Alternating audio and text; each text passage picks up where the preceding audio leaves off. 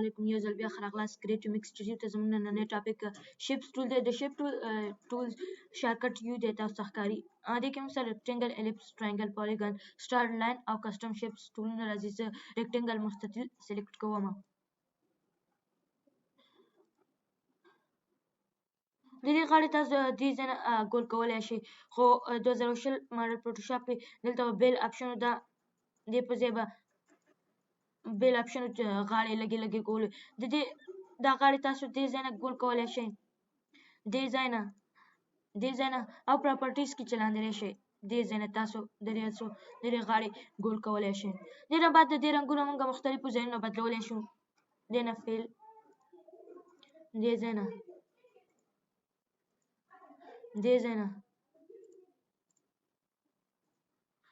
نه او پراپرټیز کې هم دې ځای نه موږ د دې رنګونه بدلولی شو.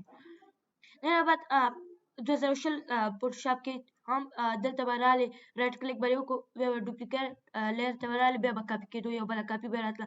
دې باندې چې کلیک وکړئ یو کاپي بله کاپي. نو دا نیو فیچر راغلی 2015 فوټوشاپ کې.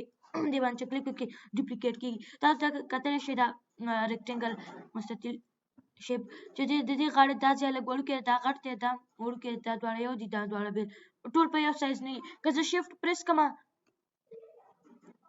نو دا ټول به په یو سایز کې راشي. تاسو کتلی شئ څلور واړه سایډونه په یو سایز کې راشي، ټول یو.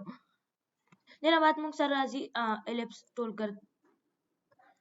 که دې کې ما شیفټ نه دی پریس کړی نو تاسو دا کتلی شئ ګډوډ راځي، او که زه شیفټ پریس کړم نو تاسو دا کتلی شئ هماغه یو ټول سایډونه په یو سایز کې راځي.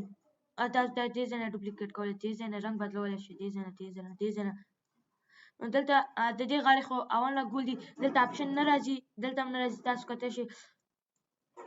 دې نه بعد موږ سره راځي ټرایانګل شیپ. که دې کې زه هم شیفټ پریس نه کوم نو دا ګډوډ راځي، درې واړه سایډونه بیل هایټ ویټ کې راځي. که زه شیفټ پریس کوم تاسو دا کتلی شئ ټول په یو سایز کې راتلی شي. او د دې غاړې تاسو هم ګول کولی شئ، تاسو ته ښکاري دې ځای نه ګول کولی شئ، دې ځای نه او پراپرټیز کې لاندې راشئ، د دې غاړې فلخه دې ځای نه تاسو د دې غاړې ګول کولی شئ. دې نه بعد موږ سره پالیګن ټول دی.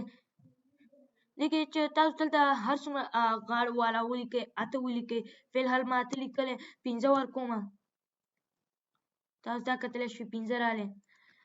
تاسو به وایئ چې دا ستوری ولې نه شو، خو که دلته تاسو دې باندې کلیک وکړئ دا چې لږ تاسو کم کړئ تاسو ته ښکاري ستوری ترېنه جوړېږي.